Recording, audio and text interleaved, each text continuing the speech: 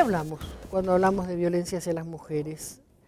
En general, las asociaciones más frecuentes se la asocia con maltrato psicológico, maltrato físico, violaciones, acosos sexuales, abusos sexuales diversos, prostitución, femicidios.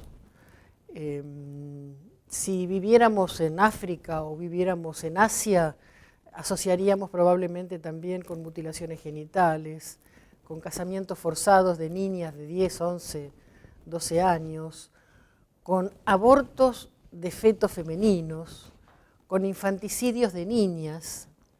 Bueno, todas estas asociaciones son absolutamente válidas, o para ser más precisas, son absolutamente pertinentes. Recién hablamos como de modalidades o formas en que se expresa la violencia hacia las mujeres. También se suele asociar con hechos concretos, tanto de tipo históricos como hechos recientes. Cuando digo históricos, qué sé yo, por dar simplemente un ejemplo, la caza de brujas en Europa entre 1500 y 1560 en Europa fueron quemadas en la hoguera aproximadamente 500.000 mujeres acusadas de brujería. También la violencia contra las mujeres se asocia a hechos tales como las 200.000 mujeres, algunos dicen que son muchas más, usadas por el ejército japonés durante la Segunda Guerra Mundial como esclavas sexuales. O bueno, para tomar ejemplos más cercanos, las mujeres que fueron sistemáticamente violadas en los campos de desaparición en la Argentina, o los casos que nos conmueven en estos días, como el caso de Micaela García, el caso de Araceli Fules, el caso un poquito más atrás de Ángeles Rawson o María Soledad Morales, y la infinidad y cotidiana cantidad de violencias, maltratos, violaciones, abusos que se producen en ámbitos públicos y en ámbitos privados, y que no llegan a la notoriedad periodística porque no llegan ni a la crueldad ni al homicidio. Creo que es pertinente, y muchos de los que están escuchando pueden preguntarse, es ¿qué tienen de común todos estos hechos? Bueno, tienen muchas cosas en común, pero hay dos cosas fundamentales que quiero señalar. Es que todos estos hechos tienen una connotación sexista y sexuada. Cuando digo sexista, me estoy refiriendo concretamente a que tienen por blanco, por víctimas, a las mujeres, mayoritariamente a las mujeres. Y cuando digo sexuada, es porque todas o casi todas de estas prácticas tienen una connotación sexual, estrictamente sexual.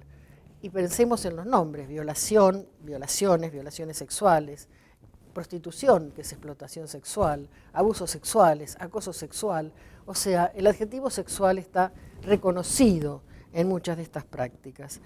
Sin embargo, es cierto que entre las feministas no siempre hacemos tanto hincapié en la dimensión sexual de estas prácticas, porque también queremos hacer hincapié en que son hechos de poder y hechos de violencia. Pero yo soy de las que consideran que una cosa no quita la otra. Son hechos de poder sexual y son hechos de violencia sexual. La dimensión sexista tiene que ver con la discriminación, con la opresión, con la explotación de la mujer. Digo, voy para darle un orden. En primer lugar, tenemos que admitir que se trata de prácticas muy diversas. Prácticas que pueden ocurrir en diversos ámbitos, tanto en el ámbito público como en el ámbito privado. Y cuando digo el ámbito público, me estoy refiriendo no solo a la calle, me estoy refiriendo a que muchas de estas prácticas ocurren en lugares como este, en la universidad. Hay profesores que violan a las alumnas, en un hospital, en una iglesia. La otra cuestión importante a señalar y a tener en cuenta en una definición sociológica de la violencia es que la violencia implica el uso de la fuerza, pero no siempre ni necesariamente. La violencia implica también la amenaza, la posibilidad de que esa fuerza sea ejercida, digamos. O sea que la violencia contra las mujeres es una violencia que muchas feministas llaman una política de terror o una política terrorista. Cuando hablamos de violencia no necesariamente hablamos de la violencia consumada o la violencia que se ejerce, sino que también es necesario considerar la violencia en tanto amenaza, porque ambas, tanto la coacción directa como la amenaza, tienen la intencionalidad, y este es un concepto fundamental, de hacer que las mujeres hagan o dejen de hacer determinadas cosas, es decir, que hagan o no hagan lo que los varones quieren que hagan o no hagan.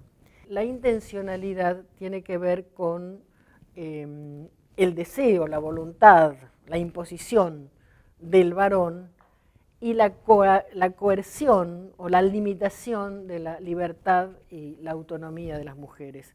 Y en este sentido, cualquiera sea el tipo de violencia que nos refiramos, nos encontramos con esta dimensión. Ahora, la violencia es, y esto es una afirmación tajante, digamos, es una problemática o es una realidad, un fenómeno de carácter social. Se trata de relaciones sociales, no se trata de un fenómeno que tiene que ver con la biología. Y en este caso se trata concretamente de las relaciones de subordinación de las mujeres en relación a los varones. La violencia tiene la función o el rol de lograr que esta subordinación se sostenga en el tiempo y se reproduzca. Estamos hablando permanentemente, digamos, para ser clara, en dos niveles, a un nivel individual y a un nivel social. Porque no se trata solo de que XX quiera lograr que su mujer tenga un hijo, no lo tenga, haga un aborto o admita tener relaciones sexuales cuando él quiere, sino que estamos hablando de un orden social, sexual, en el que las mujeres tienen una determinada función social. El control sobre tres áreas fundamentales, digamos, o sobre tres aspectos fundamentales, que son el cuerpo, la sexualidad y la reproducción. Estos son los tres ejes del poder sexista. El rol del feminismo fue nombrar la violencia, definir la especificidad de las distintas manifestaciones, deslegitimarla, desarrollar estrategias para enfrentarla, y logró acuñar, digamos, este concepto, violencia hacia las mujeres o violencia contra las mujeres o violencia sexista o violencia de género, que son distintas formas con que se denomina la misma problemática, que hasta hace 40 años era un concepto absolutamente inexistente.